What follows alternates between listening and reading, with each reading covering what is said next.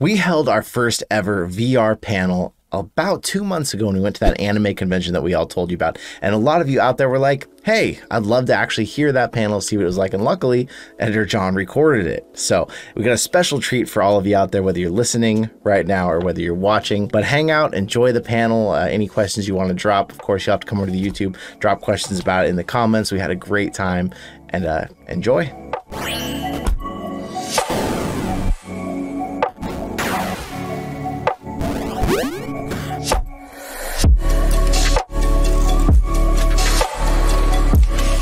Well, thank you for coming out. I'm really excited. This is actually a lot more people than I even thought would be in here. I know the big VTuber, I shouldn't mention this, but the big VTuber thing's happening on the other side, so I kind of thought a lot of the VR people would be headed there, but thank you for coming out. We're gonna be talking about VR, kind of an intro to it, some of the different stuff about headsets. I'm gonna tell you a little about myself. Of course, what is VR? I'm also here. I guess I introduced you, but again, this is my wife, Nat. You know who she's dressed as. She was pretty excited to be on stage with the singing actor from Sailor Moon. So yes, Nat's been on the VR journey with me for years, and she actually works the real job and I do the YouTubing now. So thank you. It's because of her that I'm here. We're gonna tell you how it works. We're gonna talk about some of the headsets that are out. Of course, address a little bit about VR motion sickness, what VR is outside of gaming, because a lot of people think it's only gaming at this point. We'll talk about whether you should be in the spot to buy a headset right now if you're considering it, and what, of course, headsets you can buy. So a little bit about me. My name is Jeremiah Bratton. Jeremiah is a 4-syllable name. If you're gonna have kids and you name them a 4-syllable name, no one will ever pronounce their entire name. They will shorten it to any version they can. Jeremy, Jerry, and of course the eventual J. So eventually I just embraced it and I go by J-Brat for short. It's actually been my gamer tag since the days of AOL back in the day, yeah. My first email address, jbrat at AOL. Before this, I was a business manager for about 10 years. I did dental and Starbucks and Safeway, so I've done a little bit of everything, but even in that time, I was always sharing VR with everyone I could, any chance I got. We used to get a lot of free coffee. Used to get a lot of free coffee. I got horribly addicted to coffee when I was at Starbucks. And because of that passion, when I finally decided to take a break from management and work, I was like, I'm gonna start a YouTube channel to share it. And 3 years later into YouTube, here we are. We are here at Animazement. I can't freaking believe it. And we've even become partnered up recently with, I don't want to call them Meta, it's Oculus to me. Oculus partnered with us, and so they help us out with some headsets and some gear for the channel when we need it. But let's talk about VR. What is VR, of course, is the question that I get from people when I try to tell them what it is I do, and they tell me it's not a real job, and I try to avoid the word influencer at all costs. The technical definition is it's an artificial environment which is experienced through sensory stimuli, sights and sounds, by a computer, and your actions change things in the environment, which I think is way too wordy. My definition is it's an electronic device that transports you into another world, a virtual world. So how does VR work? You said you wanted the full 101 course, so we're gonna give it all to you. A VR headset is actually very similar to a smartphone, which most of you are actually probably carrying at the moment. Inside of a VR headset, there is either a single screen or there is dual screens usually, and they're often the same types of panels that are made in phones. They can be LCD screens, they can be OLED screens.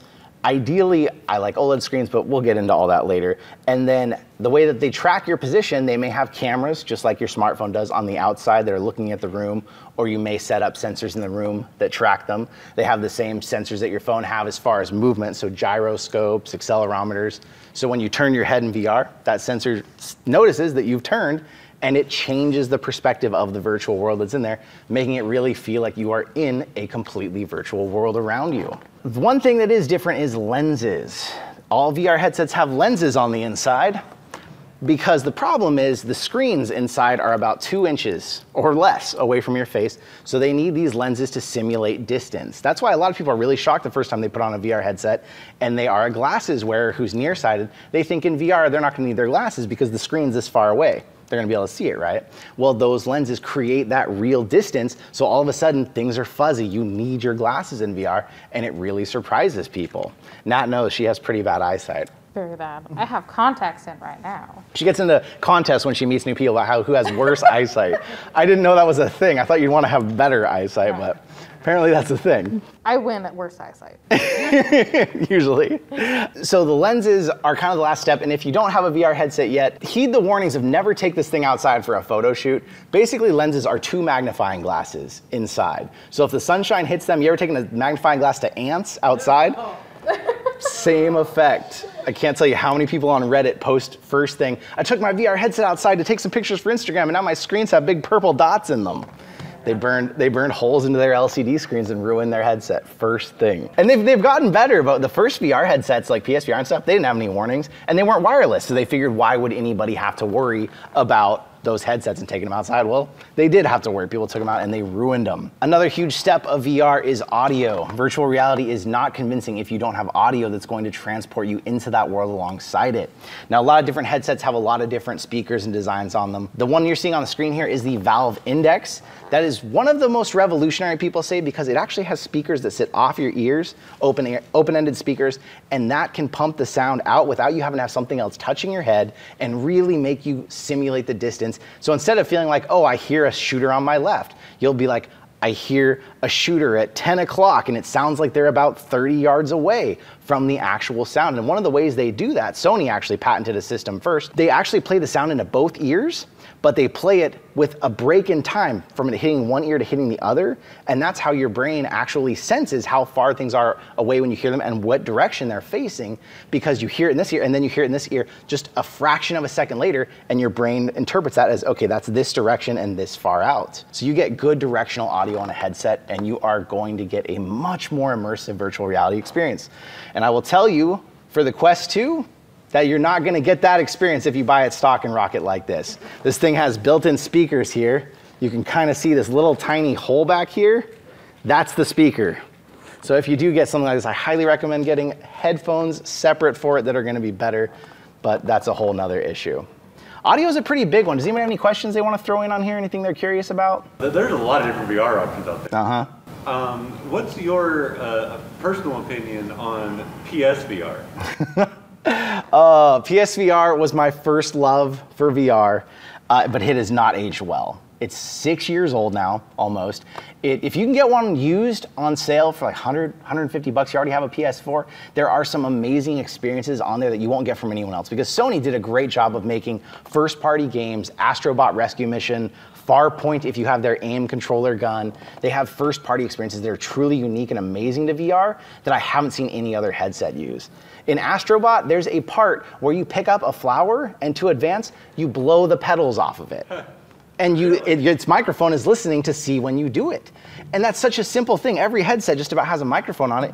I've almost never seen that on any headset besides the PSVR.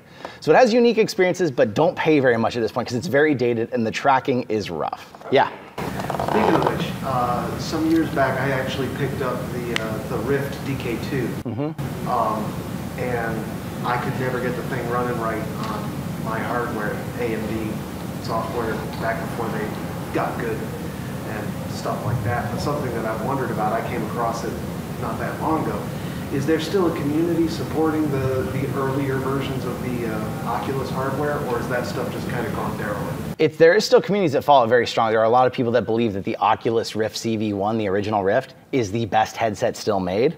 And even though Oculus dropped support for it, there is people that work together, they 3D print parts that you can buy when things break on it. There's a lot of people that really believe in those older headsets. I know that the DK2 is, I don't see a lot of people still trying to use it. It's becoming more of a collector's item. And the DK1, even more so, they're actually starting to go up in value. But if you go on, I wouldn't say the Reddit Oculus anymore. You'd have to find like a Rift specific one or even a DK specific forum, because a lot of them have moved on. But there are a lot of people that believe that that was Oculus's heyday and they don't care for this thing at all. Sadly to say it. A huge part of the experience, of course, is VR controllers, and now hand tracking is becoming more and more common. If you've ever followed the channel, I've accidentally punched many things in VR, one of which was her. Luckily, she had the PSVR on, which is a comfortable headset, and it absorbed the hit. VR controllers are your hands of an input to the virtual world. The most common format now pretty much looks like this. You have grip buttons. So if I want to pick up a water bottle in VR, I reach that water bottle, I pull the grip button, and then my virtual hand picks it up. Trigger, of course, doubles as shooting things, or of course it can double as your actual fingers. They both have analog sticks now, thank goodness. If you were here for the early days of VR and every controller tried not to have analog sticks, you know how horrible that was. And then of course 2 buttons on each controller for inputs. It's become very common. The really cool thing, if you haven't gotten to experience yet, not a lot of headsets are doing it, the Quest 2 has hand tracking. Because this has cameras on it, it can see your physical hands. And it's a little buggy, It's not amazing, but to play a game where you're like grabbing things and touching buttons and using your actual hands, it is so freeing to try that I would highly recommend if you get a chance, you've got to try it out. The other one I have up here on the screen is because the Valve Index is known as being one of the best controllers out there. The person here has the black controllers in their hands and their hands are open. That actually has capacitive sensors in it to track every single finger. So you can make gestures, you know, you can rock on at a VR chat concert, where with these, it's only tracking your middle finger, your index finger, and your thumb. These actually have sensors, so like if your finger is touching it, you'll see your finger kind of closed. If you squeeze it, you'll see it. And then if you take your finger completely off, you'll see your hand open. So it's sensing if you're close, if you're squeezing it, or if you're just barely touching it. So it gives you some options, but it's not gonna be fully natural. If you haven't tried it and you wanna just do whatever with your hands, it's not perfectly natural, but it is a really great option. We're seeing more headsets that are coming are actually potentially ditching controllers and going to all hand tracking, which is exciting, but it's also, yeah, it's got a ways to go. VR tracking is another big question that comes up. How does it do it? What the heck does it, how can it tell what's going on in it? So there's two basic types of VR tracking out there. There's outside in and there's inside out. So outside in, if you think about like the PSVR, you have to set up a camera on the wall, and that camera looks at you and tracks when you go like this with your headset and tracks your controllers and stuff. Because of that, it's one camera. So if I have controllers in my hands and I turn away from the camera, what's gonna happen? It loses tracking of them completely. Where you get something like a Rift or a Valve Index, there's multiple sensors you place around the room, so you can move all around in that space and you can have what's considered the best tracking, which is lighthouse tracking. That's what the Valve Index uses. It's considered the most accurate, the fastest, the least latency, but you are limited to how big your room is and where you've put those sensors that you have to stay in between. And of course, that's more wires, that's more work, it's a lot to set up. Inside out tracking is really where the industry is going as a whole. We're seeing every headset, and that's what the Quest has. It has 4 cameras, so if you're okay with Facebook having 4 cameras in your house, here they are. Another conversation. What? It's true, and it is. They're there and they're on. But what these do is these see your room around you and they map points around the room. High contrast points especially. So if you have a poster on the wall, it sees, okay, there's 4 points I'm gonna map there. And it maps everything around you to where when you turn, these sensors see, okay, the poster was here, the poster's moved 90 degrees, so their head must have turned 90 degrees. It's much simpler, no outside sensors to set up. It's good. It's good. It's pretty good. But there will be times where it will mess up. It will lose sight of what's happening. And it's a bit more glitchy and a pain. Yeah. Isn't it basically the same technology that was used in Pokemon Go?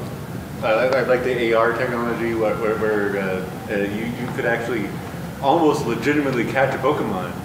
If you kind of scanned the room around you so it could pick points. Yep. And then the Pokemon could be here and you'd actually have to look for it and it would actually be there. Yep, each company has their own that they're patenting, but it is all based on the same idea. It's even like those little Mario Karts, if you've seen, that drive around the room and use AR to change it to a track. They're finding points around that room as they drive to track everything based off those points. So yeah, it's becoming very common in the industry and it's really where it's going. PSVR 2 is gonna have it. The next Meta Cambria headset is gonna use it. All the Windows headsets use it. It's simple, it's easy, it doesn't require external wires, but it can be a little glitchy, of course, because of that. So if you're thinking about headsets, inside out is honestly the future of everything. But if you want to be like a pro Beat Saber player, you are going to want lighthouse tracking. You want something that's going to perfectly track your moves. And if you've seen them play as fast as they go, you've got to have perfect tracking there. For example, when the inside out tracking can mess up is if you get your hand a little too close, the camera's going to be like, well, what? And your hand might fly over out into the wall or something. And you might think, who's gonna have their hand that close to their face? Well, think about if I'm a sniper in Pavlov and I wanna hold my sniper rifle up, what's gonna happen? Your back hand's gonna start doing this, and looking through the scope is very difficult. You almost have to learn in those games to hold your arms out a little further, and it's a little unnatural, sadly. They're trying to improve it. Their next headset may have cameras on the actual controllers doing their own complete separate tracking. So that will be really cool as long as they can keep up with Beat Saber players that are going as fast as they can. So we kind of started dipping into it, but we're going to talk about some of the most popular current VR headsets that are out there, and of course answer questions for you. The Valve Index I brought up a couple times. It's brought up a lot because it's kind of considered the most professional yet reachable headset out there. Yes, there are $2,000 and $3,000 headsets, but a Valve Index is $1,000 for the entire kit. That's going to be everything you need besides your expensive gaming PC that comes with it.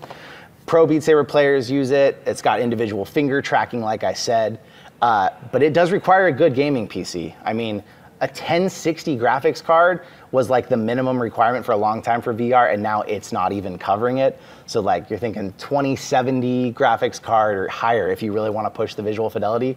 And for those of you who follow graphics card prices, 2070s up until recently were like $1,500 just for the graphics card because of the shortage.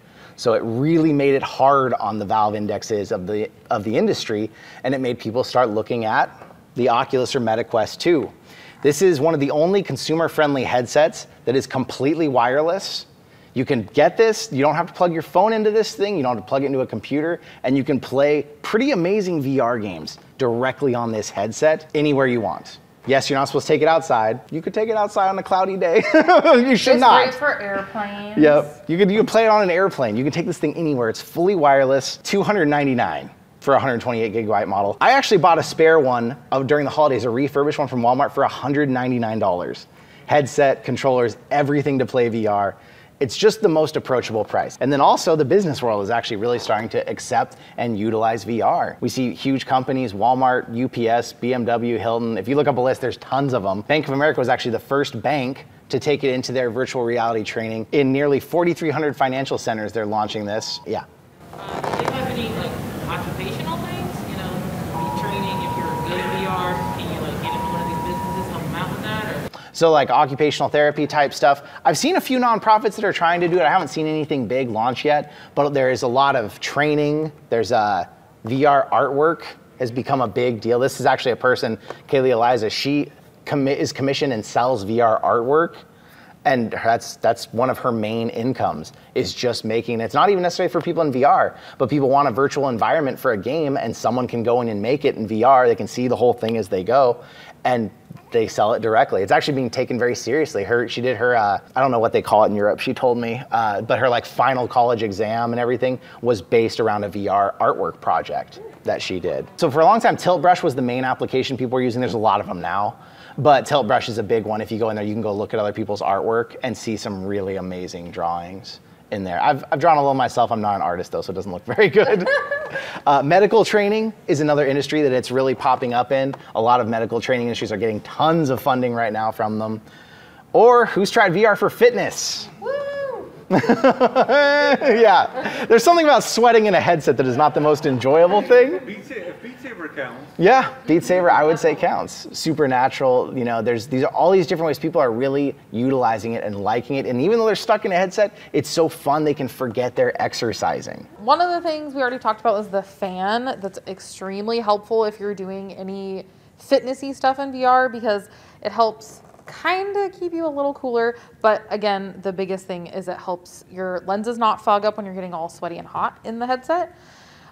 There's also different facial interfaces. This is the facial interface that sits on your face that they have. I think they could do a better job of doing better ones, but they have some where it's like kind of jersey cloth type of thing that you can put on it so it can absorb all your gross sweat and then you can take it off. But then you can wash it after. So, that's nice. Yeah, I didn't bring the setup here, but these to me, these get slippery, they get sweaty. Oh. There's grips that'll hold onto your hand. I see a question back there, yeah. Does every headset have a fan option or? So this fan comes with this facial interface that you can get from Bobo VR, and this clips directly into this. So it will fit on any headset, but this is a separate purchase. Any Quest. And then like the Valve Index has fans that you can get that are, in my mind, necessary on the Valve Index. Valve Index has a lot of heat on your face. Some of the less common headsets, you're not gonna find them though. It's really the top headsets that get all the accessories because they know that's what's gonna sell. But the problem is VR is still, it's breaking into mainstream, but it's still niche enough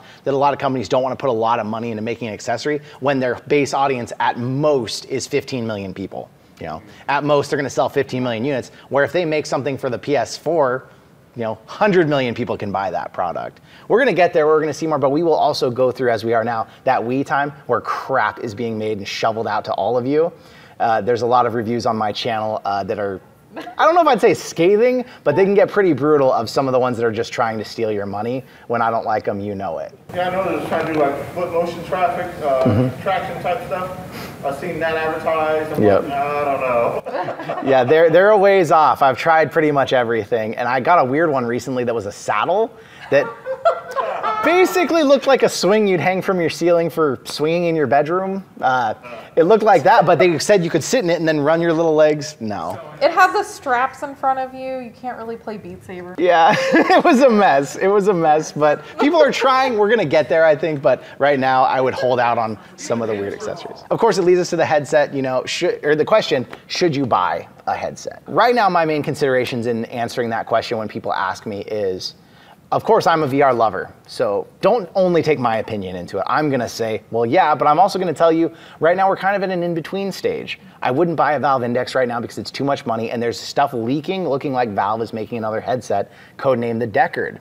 Right now, the Quest 2 is a great price, but it's also been that price for like a year and a half, and we know that they have other things in the works. They've said there's 3 headsets coming over the next 3 or 4 years. I gotta say too, Meta or Facebook or whatever, they also are notorious for having a headset come out, having it be out for barely any time, and then having another one come out immediately after that may even be cheaper. They did that with the Quest 1. It was 400. It was 400. It was less powerful, and then they just like, I don't think they completely dropped support for it, but they kind of dropped support for it. They stopped having games that worked with it, and then the Quest 2 came out. Was it not even a year later? It was like a year later. Like it was cheaper, better, yeah. and now if you have a Quest 1, your controller breaks, you can't buy one. So what do? You're stuck buying a new headset. As far as headset considerations, we've kind of covered a lot of it already, but right now you're looking at about $300 to $1,000 for any of the mid-range consumer-friendly headsets. Accessibility is something I like to bring up because it's not something a lot of people think about, but VR as a newer tech is not necessarily super welcoming to people who, you know, fought for our country and lost one hand. It's not for people who can't necessarily get up and play some games. Games require you to move around the room, super hot. You can't play that sitting in a still chair. So that is something to consider when you're thinking about it and who you're thinking about buying one for. There are ways that you can hack them on PC, and there are ways that you can set them up to work better for people who need that. But it's an industry that's behind as far as what is happening. Even gaming as a whole is behind. Luckily now there's new controllers that can be used with one hand. There's even foot controllers that you can use, but VR struggles there. So I always like to bring that up to think about that when you do it. Ease of use is still not, this is not a PlayStation. This thing will glitch out on you. I've been running a VR room downstairs and I've been having to reset headsets and pull batteries, and we came here with 5 headsets and we might be down to 3 here soon. It's still new tech. It's gonna have problems. And the current library of experiences is out there because they're selling, but they're not, you know, there's not 100 million of them out there. We're not getting every game we want fast enough, big games, AAA games. We still, when a really good AAA game comes out like Resident Evil 4, it makes the news because it's like, we have one, we did it. Woo! Yeah, it's done forever. So these are things to think about, but what's coming next is also, we've already touched on that a bit, but do you want to buy one right now and be able to play VR? I would say do it, but if you're thinking, oh, well, 300 is a lot of money, and if I can wait 6 months, there's another $300 headset that's better, you know, it might be something to consider. And then of course, the slide that you've been asking about. People always ask me, VR or AR, which one is it gonna be? And it's funny because a lot of people in the VR industry are gonna tell you VR, you know, they don't wanna say AR. But for me personally, it's more XR. So VR, we've talked about a lot here, fully immersive world pretty much cuts you off from the outside world. Augmented reality either uses overlays, like Pokemon Go, it can use cameras, but you see the real world in real time and it adds digital objects to it. Think about a motorcycle helmet that has a blue line that goes on the road for your Google Maps that shows you where to go, instead of you trying to look down at a phone when you do it. That's augmented reality, making your real life much easier. VR is changing the world. AR is also going to change the world, but a lot of us in the industry believe that XR, which is an umbrella term for pretty much all of it, is what we're gonna end up eventually seeing. Oh, question. I was just gonna say, like, Google Glass is failing. Yep. Really put back AR. Because Google Glasses did have showed the line of where you need to go in front of you. And because that bombed, a lot of companies felt AR was a bit too risky at the moment. But then, like the HoloLens from Microsoft actually is doing, well, they've sold the huge contract to the US military for training. So, you know, one dies and one survives. That's kind of the whole business world. But the Google Glass, I never got my eyes in one personally, but from what I saw about it, it definitely looked like I thought, I don't know if that's gonna make it. Yeah. and I guess since you're running a VR room, you're probably more familiar with this. I've wanted to set up a VR system in my house, have a VR headset, the idea of having a TV that has that classic YouTube, you know how they show the Beat Saber, you look up on YouTube and you have the first person view projected on a TV simultaneously with what's being piped into the headset. Yeah. Is that something that is like integrated with the software in the games, or is that something you kind of have to clutch and hack together? It used to be that hacky way. It's pretty much built in now if you get anything wired. If you get something wireless, it can be another pain all over again. Because this will connect to Facebook, and it will show the video there. You can connect it to a Chromecast, or you can connect it to oculus.com/casting.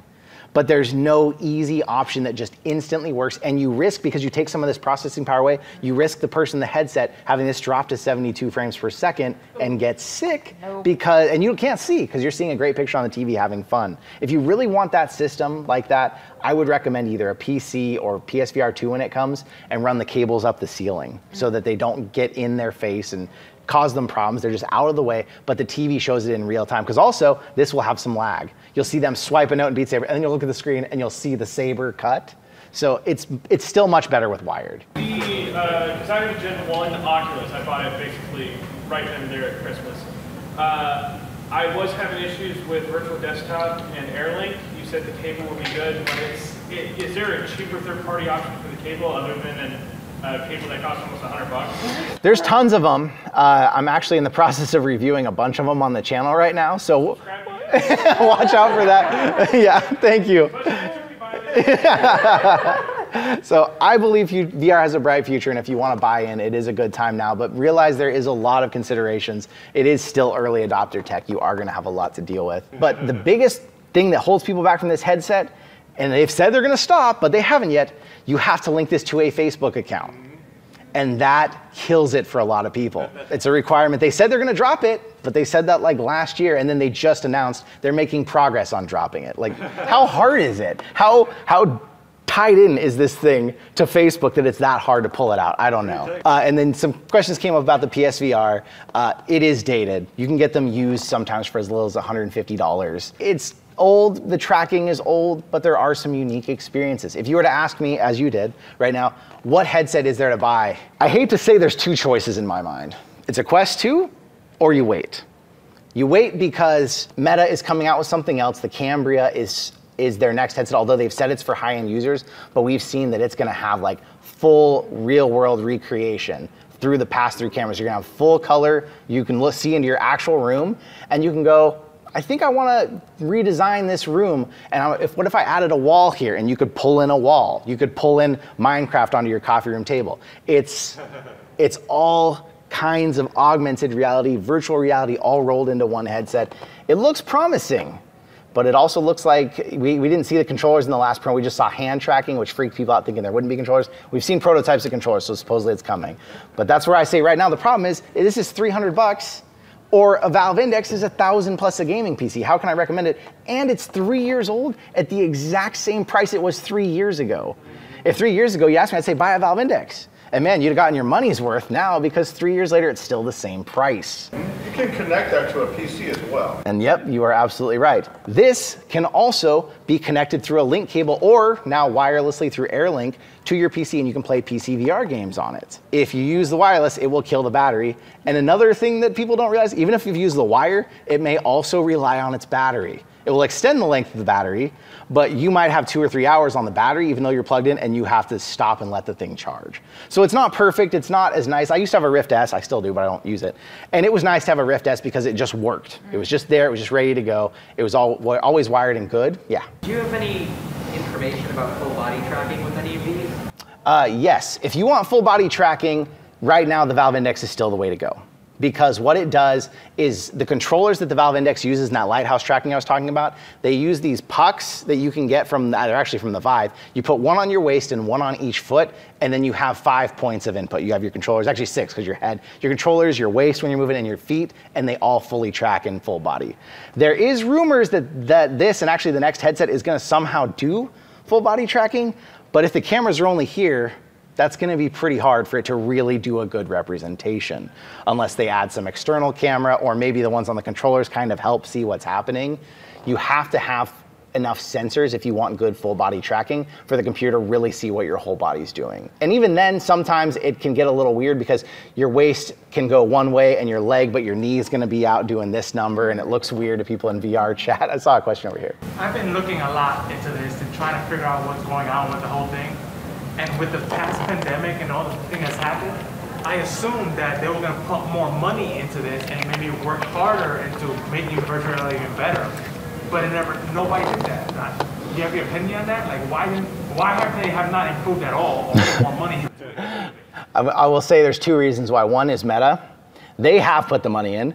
Two is also Meta. They have ruined the landscape for everyone. Please don't record this part. They made a headset so cheap and so capable, no one can compete with them anymore. $300 for the full package, or $200 if you get one refurbished.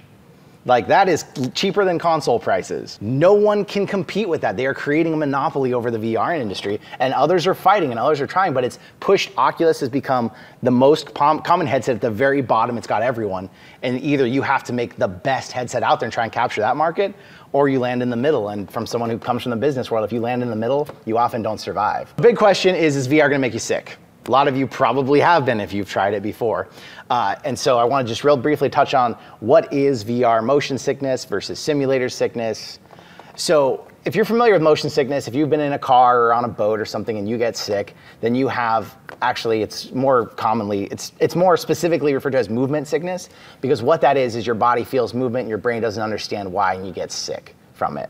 Where motion sickness is actually an umbrella term that covers all of them, also covers simulator sickness. But motion sickness, your brain gets mixed messages and you get sick. That's why it includes simulator sickness, which is what VR sickness is, which is where your eyes see movement and think, why am I not moving? I don't feel any movement, and you get sick. Now, a lot of people think, oh, this is gonna stop VR dead in its tracks. People getting sick won't ever do it. But I don't know if anyone here remembers or knows, but like when Doom came out back in the day, people used to get super sick playing Doom.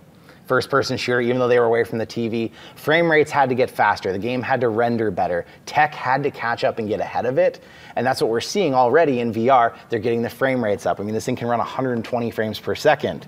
They're getting the frame rates up to where it actually keeps the movement. They're looking at different ways. Sony's PSVR 2 has headset haptics to add movement in the headset that may potentially help your brain think, oh, I'm moving, so I'm not gonna get sick. The whole industry is working on this problem to try and fix it, but if you put a friend in VR for the first time, don't put them in something that might make them sick, because that's all it takes. One time and they're never coming back. So if you wanna help with motion sickness, games without motion, or games where you actually physically move, like Job Simulator, there is no way to use your joystick to move around. You reach over and you grab something and you use it. Games.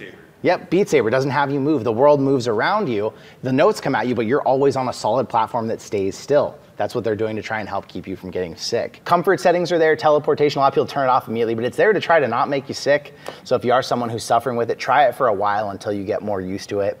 Have a fan on. They now make fans that you can attach directly to the headset that helps circulate the air inside the headset. That's what this is, and it's great. It's from Bobo VR, and it just keeps that hot, stagnant air from around your eyes from sitting there on your face. It also helps with fog. Yep, and your lenses don't fog out. I've actually, this weekend, they recommend not using them, but there's also these anti-fog wipes, and we've been using them down in the VR room on these, and they actually work really well. And they have not damaged I don't see any residue yet. But yet. Use at your own risk. But fans, airflow will help with fog, and it will also help people feeling sick. There's pressure points in your hands that sailors used to use. There's actually these wristbands that you can get called C-bands. And it may be a placebo effect because you're wearing them, you think, oh, I'm not gonna get sick, and you don't get sick. Well, if you don't get sick, then, I mean, it worked in my mind. So it's an option. And a lot of people say use ginger. Eat some ginger, drink some ginger ale, get some ginger, chewing gum. Can help people with nausea. A lot of people use it for other nausea. But to get you that extra time where you can get your brain more used to VR, because eventually the only real cure, spend 10 minutes. If 15 minutes makes you sick, spend 10 minutes, set a timer and stop. And then try again. And then up your timer a little at a time. The only way you're gonna get over it is exposure, but you don't wanna make yourself sick because it will set you back in how you feel about getting back into that headset the next time. And I just wanna say a little bit on this because I've had issues with this before.